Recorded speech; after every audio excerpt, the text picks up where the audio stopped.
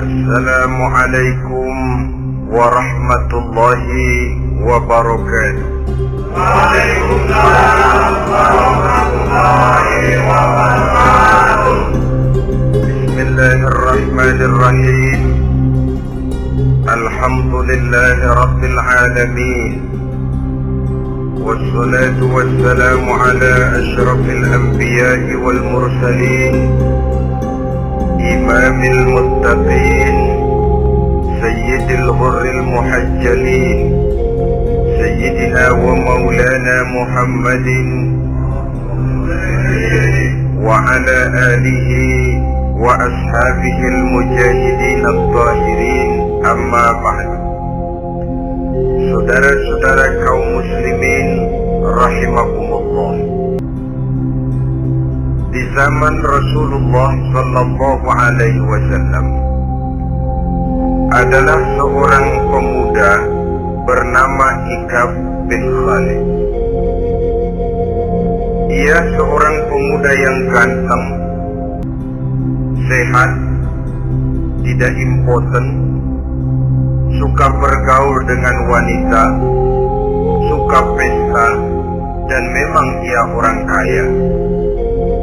Ia selalu menunda-nunda perkawinan dengan berbagai alasan-alasan yang tidak syar'i. Sampailah keadaan Ikab bin Khalid ini kepada baginda Nabi, sehingga ia dipanggil oleh baginda Nabi. Setelah sampai, ditanyalah Ikab bin Khalid ini, "Hai Ikab, saya ya Rasulullah. Kau sudah punya istri?" "Belum ya Rasulullah." "Juga tidak punya budak sahaya?" "Tidak ya Rasulullah." "Dan badanmu sehat?" "Sehat ya Rasulullah." "Kalau demikian," kata Rasul, "kau ini teman setan. Ada dua pilihan Ikab. Engkau menjadi Nasrani, dalam arti meninggalkan hidup perkawinan, atau kalau kau mau ikut golongan kami, kau harus mengikuti tata cara kehidupan kami. Dan salah satu tata cara kehidupan kami ialah melaksanakan perkawinan." Yang kemudian Ikab bin Khalid ini oleh baginda Rasul dicarikan seorang gadis bernama Karimah binti Kulsum al-Humairi, dan kawinlah Ikab bin Khalid ini.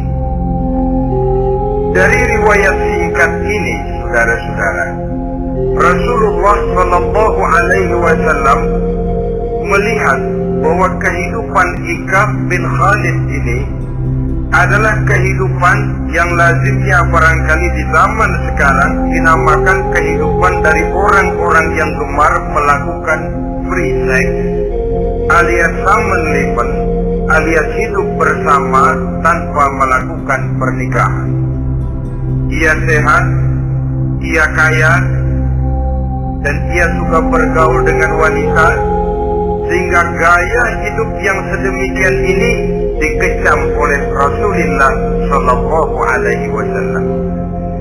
Dua pilihan ditawarkan: menjadi pendeta Nasrani yang bebas dari ikatan perkawinan, atau kalau mau menjadi muslim, ikutlah cara hidup kami, kata Rasul. Dan di antara cara hidup kami adalah melakukan apa yang dinamakan dengan perkawinan. Sebagaimana yang kita maklum, manusia adalah makhluk berketurunan terus-menerus sebagai makhluk dua jenis, laki-laki dan perempuan. Keduanya jelas saling memerlukan, saling membutuhkan. Kita laki-laki perlu perempuan, perempuan juga perlu laki-laki. Walaupun perempuan pora-poranya lebih pintar daripada laki-laki. Biasanya laki-laki kalau sudah jatuh cinta paling kurang se-RW tahu. Sana bicara ke kemari bicara, perempuan lebih pandai menyimpan perasaannya. Nah, pada laki-laki diciptakan zat laki-laki yang dinamakan spermatozoa, dan pada perempuan terdapat indung telur yang dinamakan ovum. Kedua zat itu harus bertemu, dan untuk itu Allah Subhanahu wa Ta'ala menciptakan kekuatan tarik-menarik antara laki-laki dan perempuan. Diciptakan laki-laki dalam biologis yang laki-laki, diciptakan perempuan dalam biologis yang perempuan. Lemah gemulai, lembut, menarik, ayu, lemot, denok, geboy. Diciptakan magnet yang merupakan kekuatan tarik-menarik antara laki-laki dan perempuan. Dan bila ada persesuaian, maka akan terjadilah persatuan tubuh yang disebut koitus. Bila pada saat itu kebetulan terjadi pengeluaran ovum, maka kedua zat itu akan bertemu di dalam diri perempuan, dan inilah yang dinamakan konsepsi, yakni permulaan pembinaan jasmaniah makhluk baru dalam rahim seorang perempuan. Inilah makna firman Allah dalam surah An-Nisa ayat pertama. A'udzu billahi minasy syaithanir rajim. Ya ayyuhan nasu taqu rabbakumul ladzi khalaqakum min nafsin wahidah wa khalaqa minha zawjaha wa batha minhuma rijalan katsiran wa nisaa. Wahai manusia, bertakwalah kamu kepada Tuhanmu yang telah menciptakan kamu dari diri yang satu, kemudian diciptakan dari diri yang satu itu pasangannya, dan dari keduanya berkembang biaklah manusia menjadi bersuku-suku dan berbangsa-bangsa.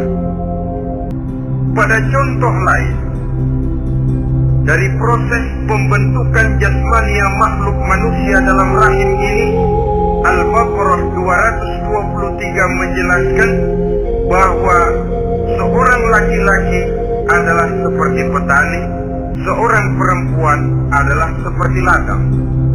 Petani adalah yang mencangkul sawah, menebarkan benih, sementara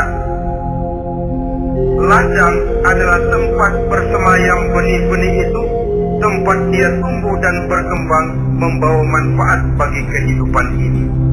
Dengan bahasa yang indah, Quran mengatakan, nisa'ukum harthun lakum fa'tu harthakum anna syi'tum.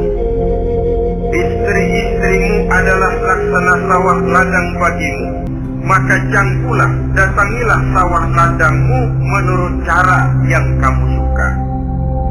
Saudara-saudara kaum muslimin rahimakumullah, belakangan ini orang sering membicarakan pendidikan seks bagi anak-anak. Menurut pendapat saya, walaupun itu diperlukan, tapi tidak harus dilakukan secara menggebu, dan masih banyak hal-hal mendesak lainnya yang lebih perlu dibicarakan ketimbang bagaimana memberikan pendidikan seks kepada anak-anak kecil. Barangkali yang memerlukan, yang sering bertanya tentang seks cuma terbatas kepada anak-anak kecil di kota-kota besar, yang oleh perkembangan teknologi dan komunikasi, daya pikirnya memang sudah sedemikian maju. Tapi berapa ribu jumlah anak-anak kecil yang semacam itu?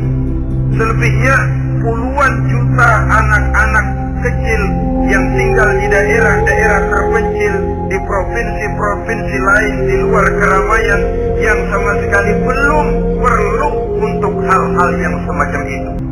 Haruskah cuma untuk membela yang 1.000 atau 2.000 orang ini saja, lalu kita mengabaikan yang puluhan juta adanya? Kita masih harus membicarakan bagaimana kurikulum pendidikan yang mapan. Kita harus membicarakan bagaimana sistem pendidikan yang memadai. Saudara-saudara, Quran sendiri harus kita katakan berbicara soal seks, tapi gaya bahasanya sopan. Ajaran yang terkandung di dalamnya luhur, tidak terbuka belak-belakan, saya khawatir disalahgunakan nantinya. Maklum ya, yang namanya anak-anak, sifat yang menonjol pada dirinya itu adalah hubbut taklid, senang meniru. Apa yang dia lihat, apa yang dia baca, apa yang dia tonton, biasanya ingin dia terjemahkan dalam kehidupannya. Kadang-kadang kalau habis baca komik Superman, dia kepengen jadi Superman. Itu anak kecil. Habis baca buku Si Buta dari Gua Hantu misalnya, pengen jadi si buta dari gua hantu, nyari kayu bikin tongkat. Biasa itu watak yang namanya hubbut taklid.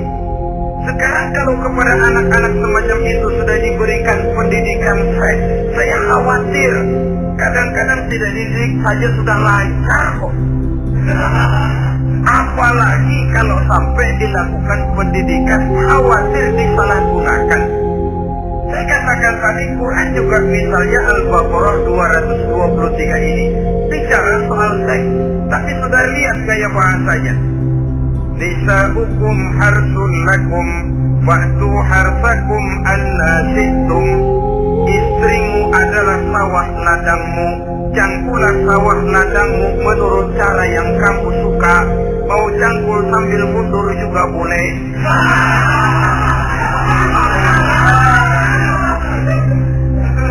Teknik mencangkul terserah kita, atau yang dicangkul sawah ladang sendiri.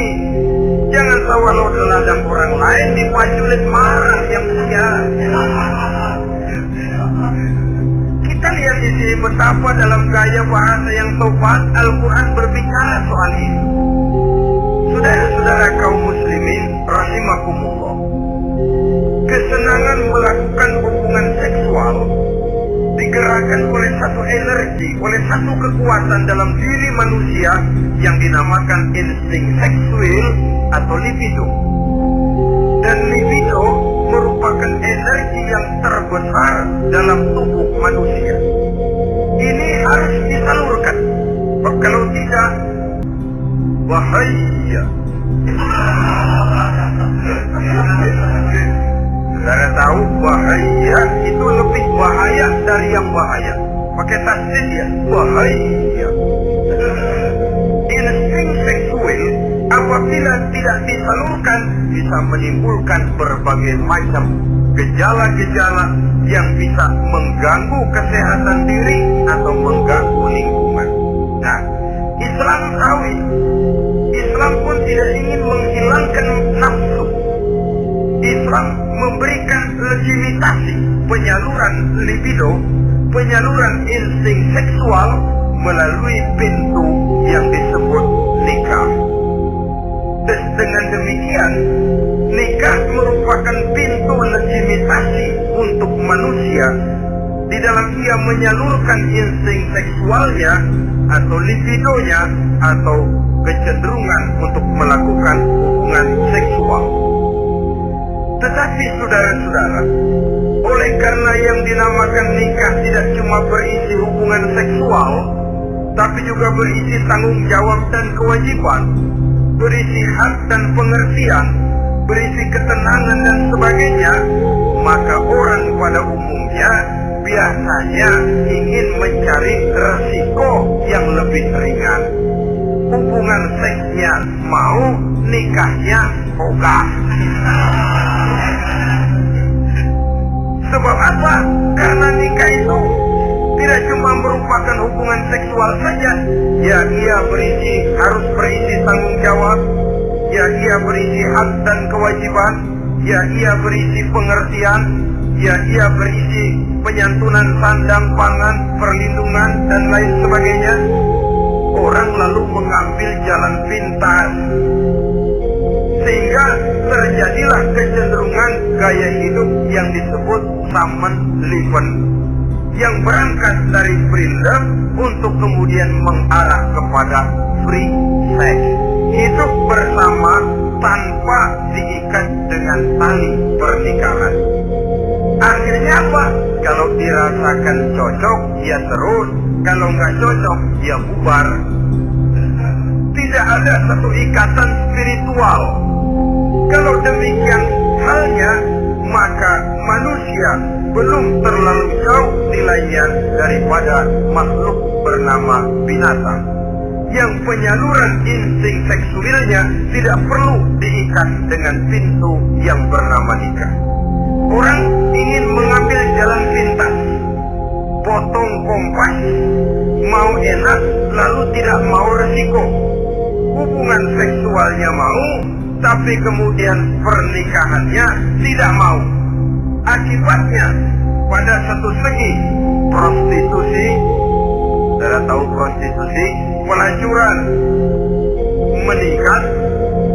Perkara apa latar belakangnya itu bukan soal kita, tetapi kemudian terjadilah proses yang dinamakan prostitusi, atau kalau tidak terjadilah pergaulan bebas di dalam kehidupannya.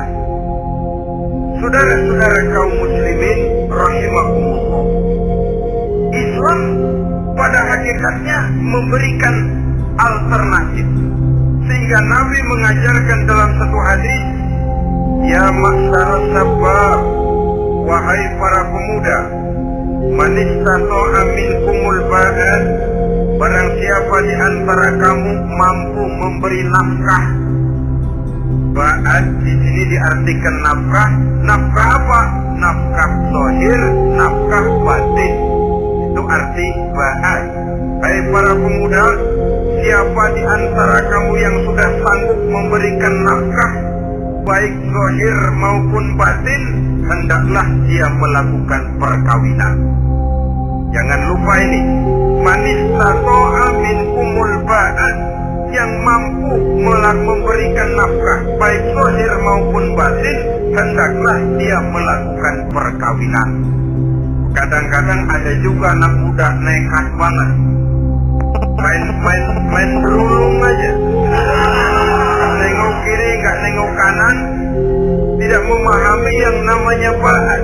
Ba'at ini nafkah zahir. Nafkah zahir itu apa? Ya sandang, ya pangan, ya perlindungan. Nafkah batin itu apa? Ya kasih sayang, ya pengertian, ya termasuk di dalamnya melakukan hubungan seksual. Kalau itu cuma dasar itu, rasanya mah setiap kita mampu. Tapi kan tidak cuma itu yang jadi modal bagi satu perkawinan. Siapa di antara kamu yang sudah mampu memberikan nafkah, hendaklah dia kawin. Fa illam yastati', tetapi apabila dia tidak mampu memberikan nafkah itu, fa alaihi bisyam, hendaklah dia melakukan puasa. Sebab apa? Puasa ini esensinya kemampuan mengendalikan hawa nafsu. Umpamanya ada pemuda, badannya sehat, tidak sakit, tetapi dia belum mampu untuk memberikan nafkah. Sementara temperamennya termasuk tegangan kelas tinggi. Gak boleh kecolek dikit mau ngedredet aja. Yang semacam ini oleh Nabi fa'alaihi bisyam, kalau memang belum mampu memberikan nafkah, hendaklah puasa. Sebab apa? Puasa lebih mengendalikan diri. Saudara-saudara, apabila puasa ini pun dirasakan juga berat, maka ada cara lain untuk menetralisir libido itu tadi, kecenderungan untuk melakukan hubungan seksual. Dengan apa misalnya? Dengan jalan melakukan olahraga. Dengan melakukan olahraga, hormon yang membentuk libido tersalurkan, terkuras melalui energi yang dikeluarkan pada saat melakukan olahraga. Atau dengan jalan yang keempat, menjauhi hal-hal yang bisa menimbulkan rangsangan seksual. Bisa dengan puasa tadi, bisa dengan olahraga, bisa dengan lain-lain yang kira-kira bisa menghindarkan kita dari hal-hal yang bisa bisa menimbulkan rangsangan seksual. Sehingga Al-Quran pada surah Al-Isra ayat 32 berpesan, La taqrabuz zina innahu kana fahishatan wa sa'a sabila. Jangan kamu mendekati zina, sebab sesungguhnya zina perbuatan yang keji dan jalan yang sangat buruk. Jangan mendekati zina. Mendekati zina artinya mendekati hal-hal yang bisa membawa kita kepada perbuatan zina. Termasuk misalnya bacaan-bacaan porno. Ya, itu porno gak boleh dibaca. Belum film intip, ini juga penyakit.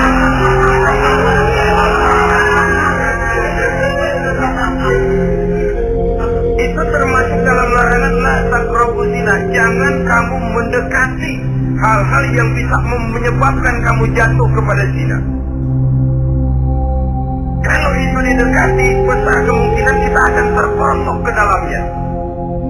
Sehingga pepatah bilang, kalau takut jatuh ke sungai, jangan main di pinggir sungai. Kalau takut ombak, jangan berumah di tepi pantai. Kalau takut jatuh kepada zina, jangan mendekati hal-hal yang bisa membawa kita kepada perzinahan.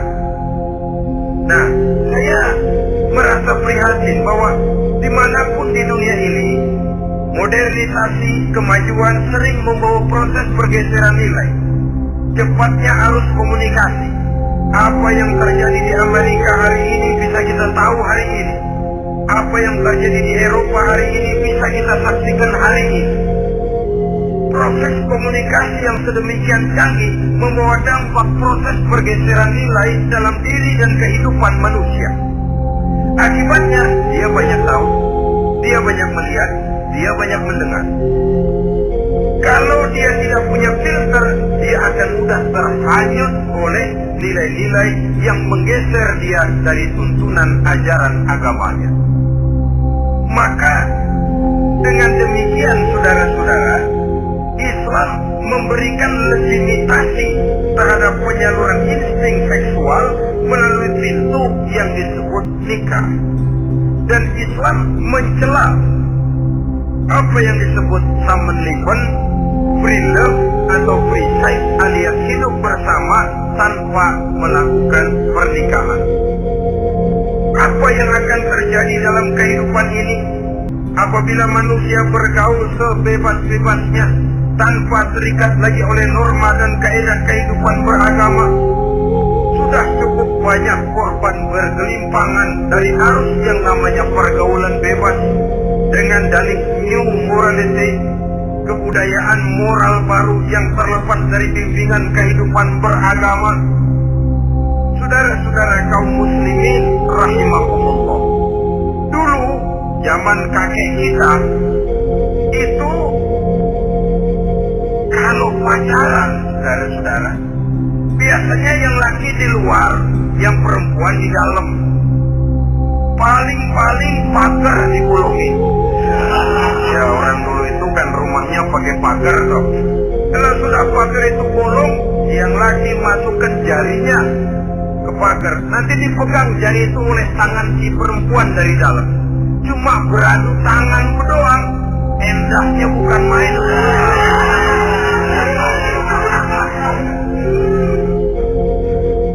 Sekarang saudara-saudara, saya lihat kayak orang beli sepatu. Orang beli sepatu curang banget. Beli mah belum tentu jadi, nyedengin ayo aja.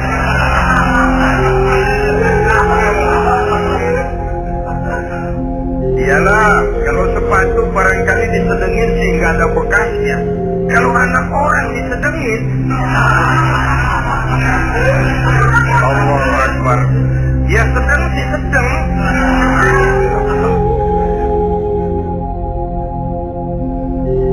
Saudara-saudara kaum muslimin rahimakumullah, terhadap pintu legitimasi ini pun kalau manusia sudah sanggup melakukan ba'ah, baik nafkah zahir maupun nafkah batin, kalau itu tidak bisa dia lakukan, hendaklah dia menjaga diri dari hal-hal yang bisa menjerumuskan dia ke tempat zina.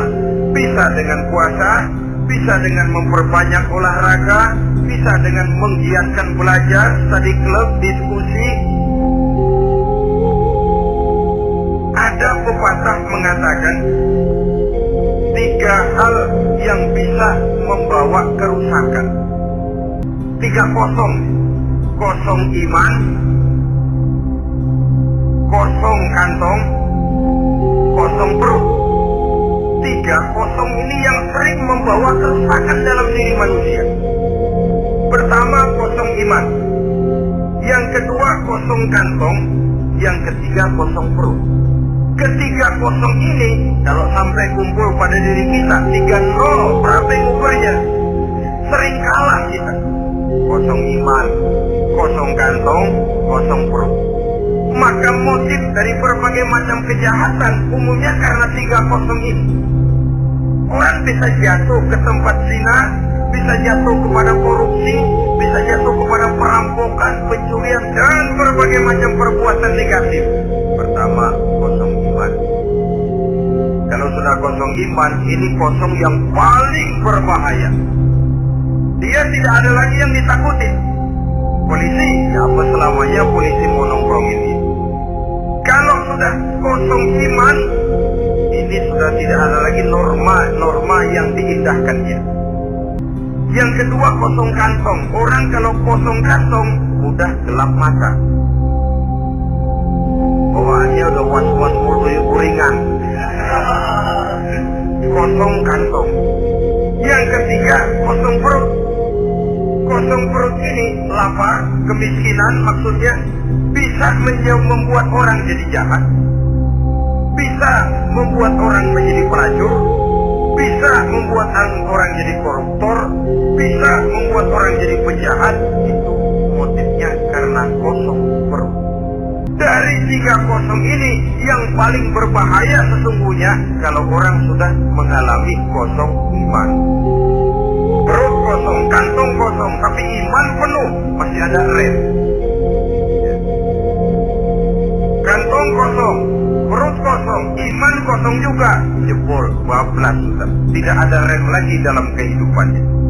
Hampir segala macam motif kejahatan yang terjadi di pentas dunia ini umumnya karena 3 kosong ini tadi. Karena kosong iman. Sekarang ini kan pergaulan bebas bukan semata-mata karena orang lapar, bukan karena orang perlu uang, tapi kadang-kadang ada karena memperturutkan hawa nafsu. Kalau sudah ke sana, kosong apa itu? Kosong iman. Ada tante-tante girang, ada om-om senang, ada macam-macam lah. Kurang duitkah mereka? Laparkah mereka? Kenyang.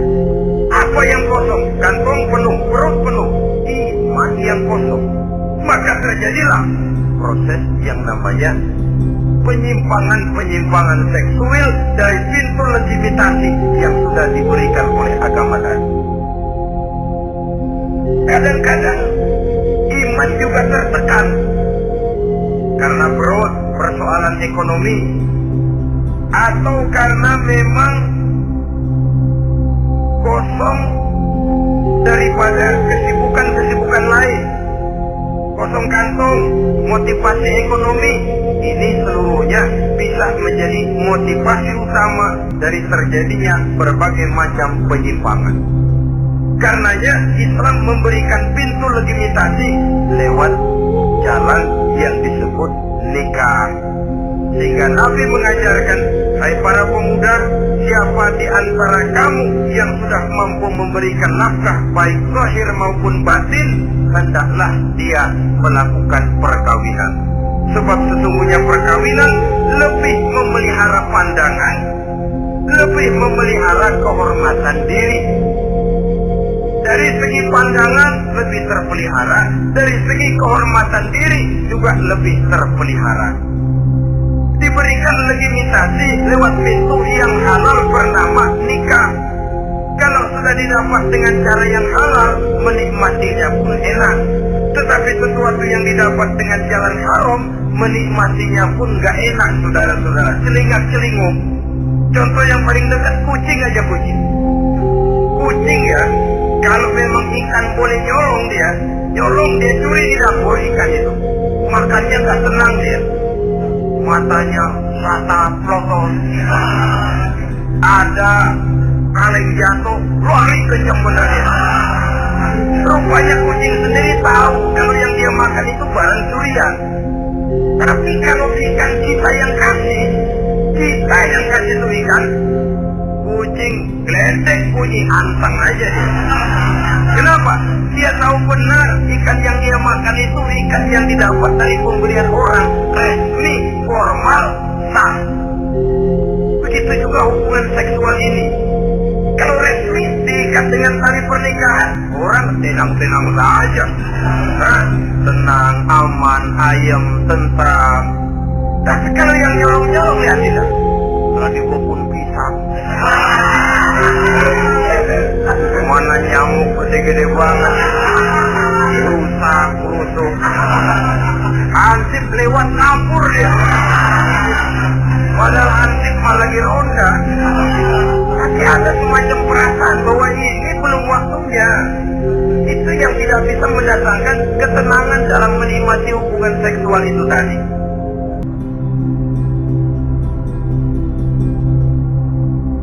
Saudara-saudara kaum muslimin rahimakumullah. Jadi akibat dari pergaulan bebas free sex ini, bahaya yang pertama tadi hilangnya ketentraman dalam hidup. Mungkin orang lain tidak tahu, nasib nggak lihat, orang tua bisa kita hubungi, tapi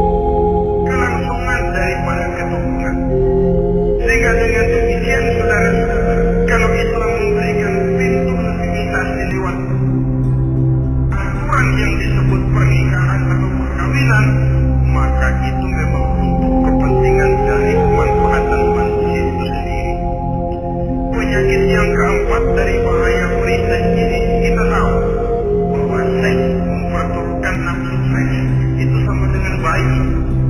Bayi kalau nggak disapi, saudara-saudara, disapinya, diberhentiin dulu. Itu sampai SMA ngempeng terus ya. Kadang-kadang seorang ibu kan merasa, anak saya mau disapi, kasihan. Terus jangan disapi sampai SMA masih ngempeng. Nafsu itu kalau diperlukan tidak dikeluarkan, ya terus dan terus. Umumnya gak ada orang yang gak ketagihan kalau sudah melakukan hubungan seksual, sehingga ada orang terlambat nikah. Ketika ditanya bagaimana kamu nikah, nyesal kenapa? Enak begitu aja.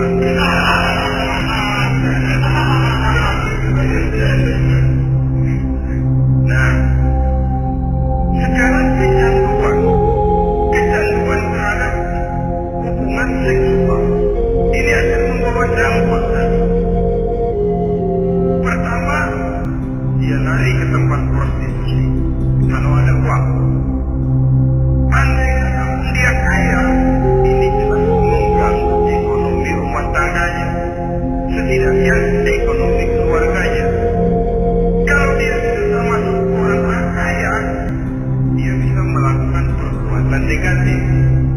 Sepatunya dijual dulu, celananya digali dulu. Kalau dia amat buat pemenang,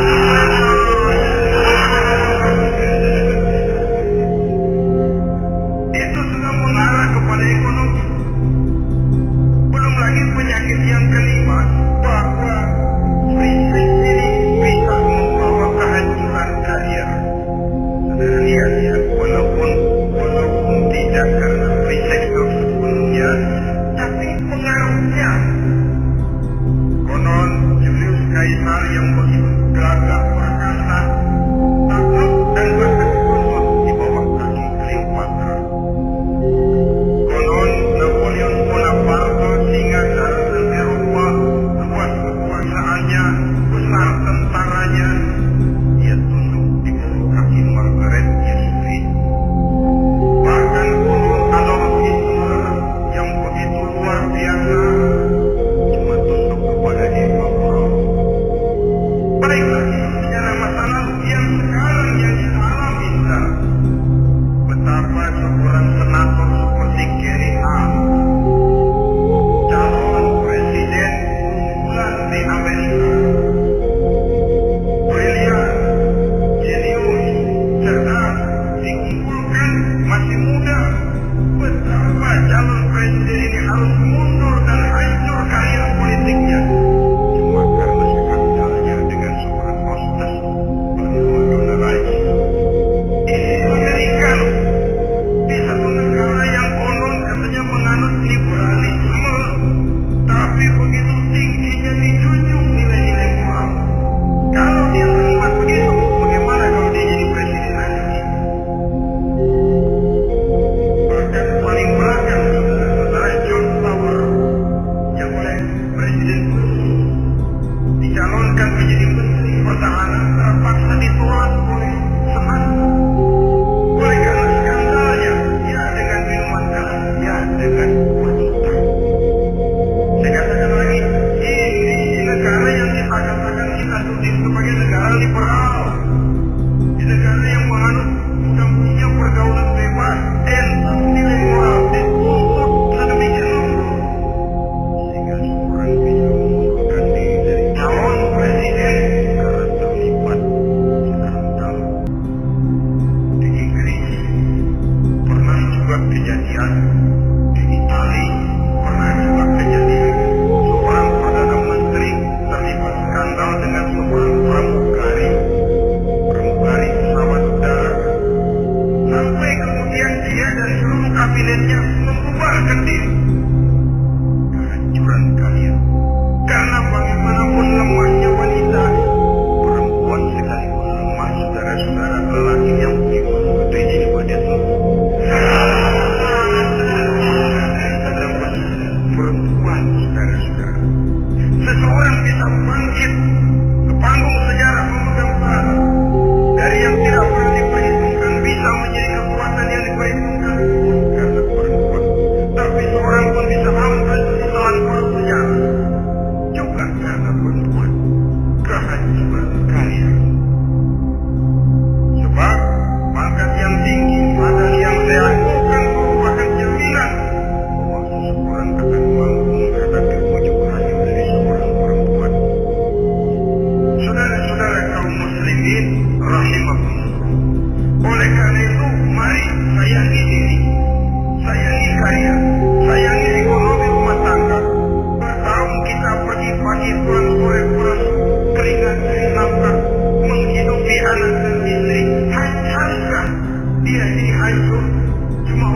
kecanduan kepada pelacur misalnya. Memang yang namanya pelacur tentu saja memikat, memperdaya, mempesona. Saudara-saudara kaum muslimin rahimakumullah. Kenapa? Karena yang dicari uang mereka tuh dagang. Tapi orang dagang tentu harus mampu memikat pembeli. Jangan lalu merasa senang. Di malam bocor banget, dapat jumlah banget banget. Ramah lagi orangnya. Sudah enak juga.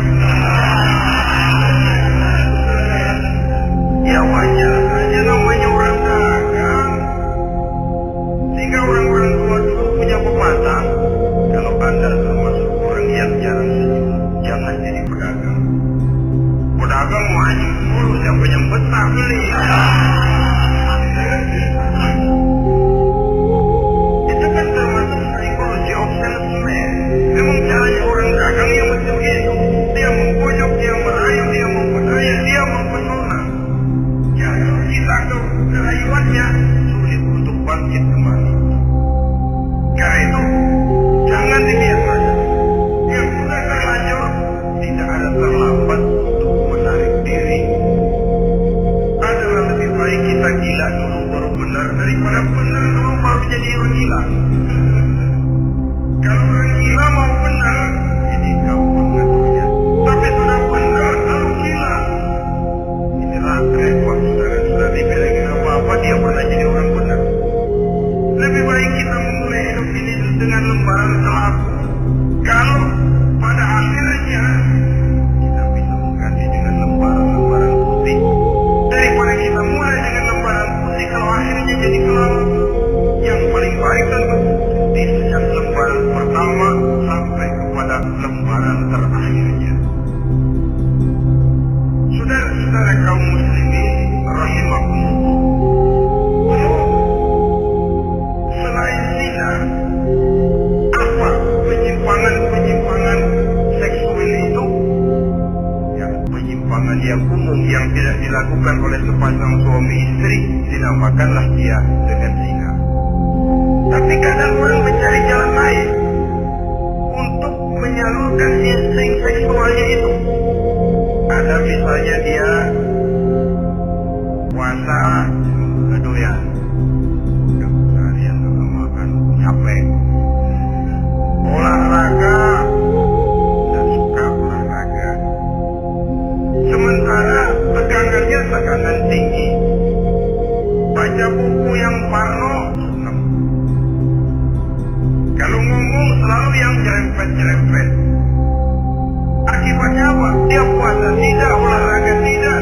Dia bisa jatuh kepada yang disebut onani atau masturbasi. Ada ulama mengharamkan ini, ada yang memakruhkan saja. Tapi bagaimanapun itu merupakan satu perbuatan dosa.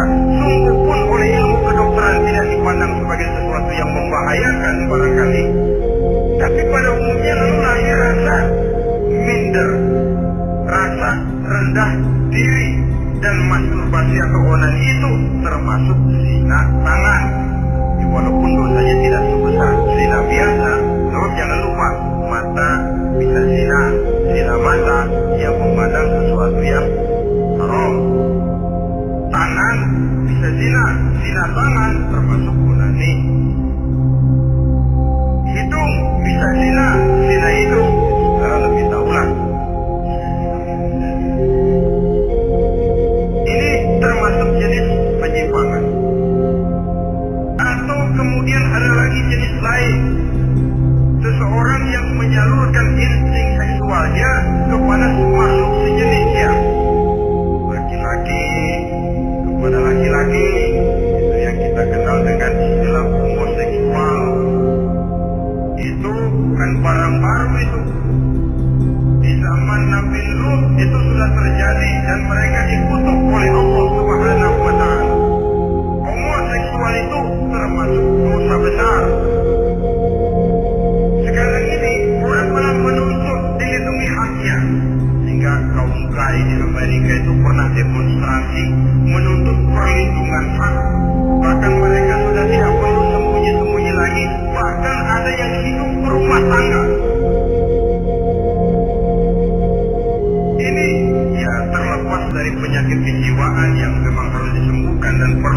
pengobatan khusus, tapi homoseksual dilihat dari segi agama merupakan suatu perbuatan yang berdosa dan dosanya besar.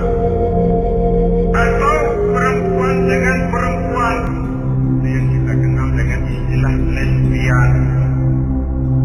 Kadang-kadang karena patah hati lihat laki bahwa dia udah gendut aja udah.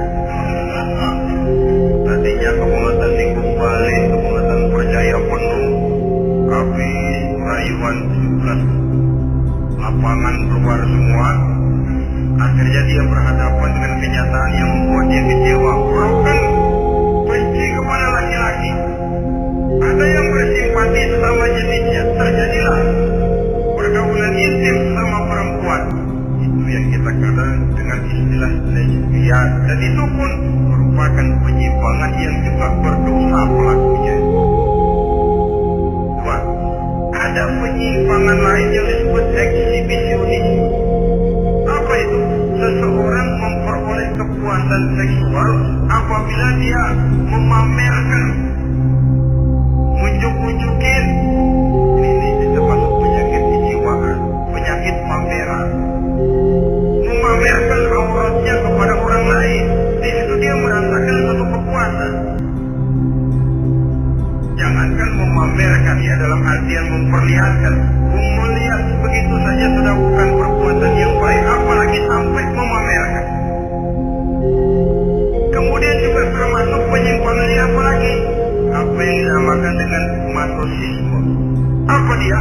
Seseorang yang baru mendapat kepuasan seksual melalui penderitaan, penyiksaan, atau dikenal juga dengan sadisme.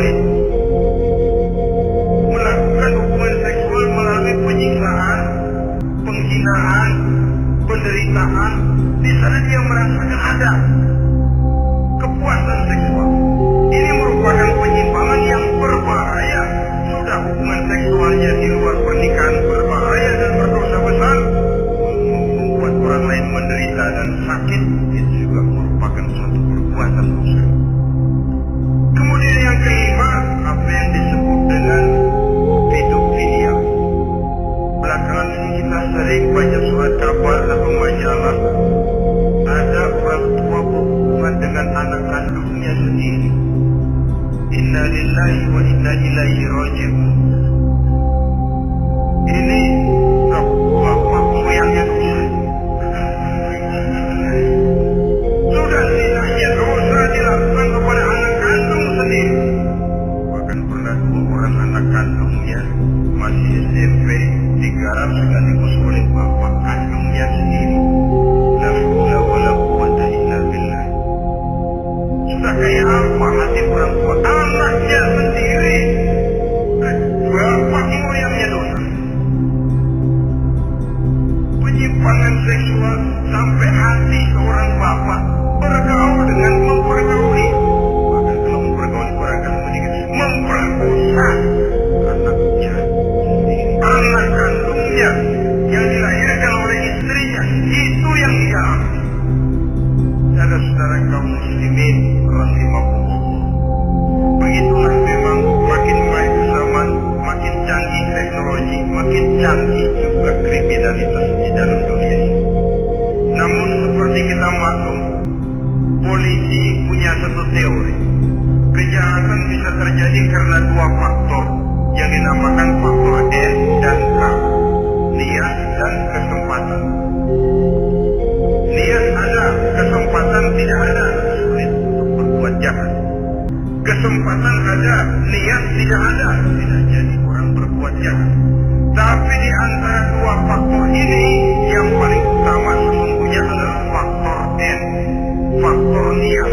Kalau niat sudah kuat, kesempatan bisa diciptakan, waktu bisa ditunggu, momen bisa dinantikan.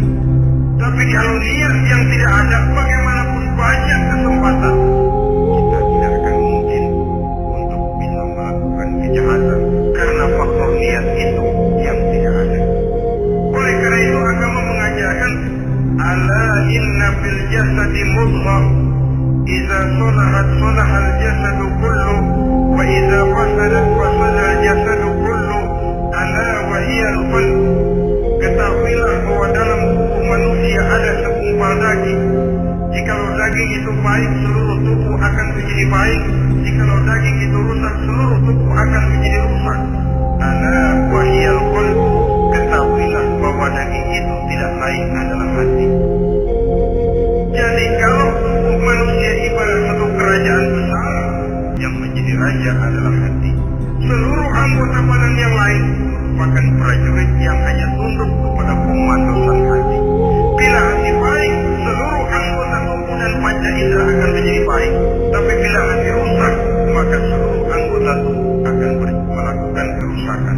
Tangan akan melakukan kerusakan, kaki akan berjalan ke tempat yang rusak, lidah akan membicarakan yang rusak, mata akan memandang yang rusak, telinga akan mendengar yang rusak, dan selanjutnya karena hati memang sudah kotor. Maka bicara soal hati artinya bicara soal niat. Bicara soal niat kaitannya erat dengan faktor keimanan.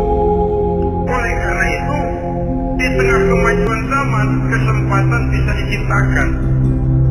Yang jadi kendali dan kendala utama daripada kita terjerumus melakukan kejahatan tidak lain adalah faktor iman adanya. Di kota-kota besar sekarang ini, apa yang tidak tersedia? Sejak dari minuman keras sampai kepada perjudian, sampai kepada pelacuran, baik yang berterang-terangan maupun pelacuran yang terselubung dan terhormat. Sejak dari kelas koran sampai kelas hotel bintang 5, sejak dari kelas di pinggir lapangan sampai kelas di motel-motel mewah dan mahal, sejak dari kelas murahan sampai kelas super fit dan lain sebagainya. Ini seluruhnya merupakan fasilitas kehidupan yang kita harus pandai memilah dan memilih dan punya filter dalam kehidupan. Allah Subhanahu wa Ta'ala memberikan pilihan. Alam naj'al lahu 'ainaini wa lisanan wa syafatayn wa hadainahu najdain. Bukankah kami ciptakan bagi manusia itu dua mata, satu lidah, dua bibir. Wa hadainahu najdain, dan kami berikan mereka petunjuk dengan dua jalan. Manusia, ini jalan kanan, ini jalan kiri. Jalan kanan kau tempuh akan sampai ke surga. Jalan kiri kau tempuh akan sampai ke neraka. Sementara jalan ke kanan memang menanjak, banyak onak dan duri. Sementara jalan ke kiri memang kelihatannya menurun. Bertabur bunga di kanan kirinya harum dan mewangi. Malah tahaman alkohol. Kenapa kamu tidak mau menempuh jalan yang menanjak? Ini kecenderungan manusia. Ngapain nanjak capek? Ini aja yang turun nggak pakai bertenaga. Ngapain kawin repot sampai nyari nafkah? Pakai kerja, ntar punya anak ribet lah sama juga. Mendingan ke sono aja 20.000 bersih udah.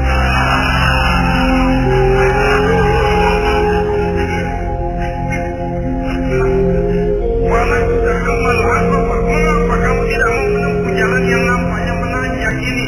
Padahal di ujungnya menanti pancaran sinar kebahagiaan. Kau turuni jalan yang kelihatannya menurun ini, padahal di bawahnya menunggu jurang kehancuran yang sangat teramat dalam. Saudara-saudara kaum muslimin rahimakumullah. Dengan demikian, apabila Islam melarang manusia dengan larangan yang keras, jangan terjebak dalam pergaulan bebas, jangan berendam di dalam vice, sesungguhnya adalah untuk kepentingan daripada manusia itu sendiri. Untuk martabatnya sebagai makhluk yang mulia tetap terjaga, ketenangan dan ketenteraman hidupnya tetap terpelihara, jauh dari segala macam penyakit kelamin yang bisa membahayakan dirinya dan keturunannya, membawa kemantapan dan kemapanan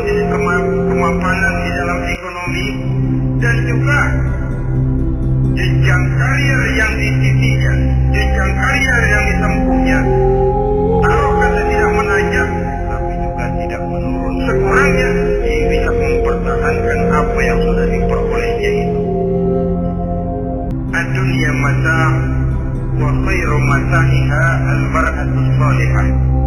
Dunia ini memang kesenangan, mata, perhiasan, dan perhiasan yang baik adalah perempuan yang soleh. Perempuan yang soleh yang tidak hanya memberikan kenikmatan jasmani, tapi juga memberikan ketentraman rohani, yang diikat dengan satu tali formal yang dinamakan dengan pernikahan atau perkawinan. Sah baik menurut agama juga menurut negara. Kita bisa menikmati kecenderungan insting seksual tadi dalam satu nada yang tenang, aman, tentram, memberikan kebahagiaan, kepuasan zahir dan batin. Tapi kalau jalan pintas yang kita tempuh, potong kompas yang kita pilih, kita lebih suka jajan, lebih suka ngeteng, nikahkan berat, bayar mas kawin, bawa uang belanja segala macam. Iya, tapi sekaligus setelah itu saudara boleh pakai seumur hidup asal masih ada nafasnya, masih bisa dipakai.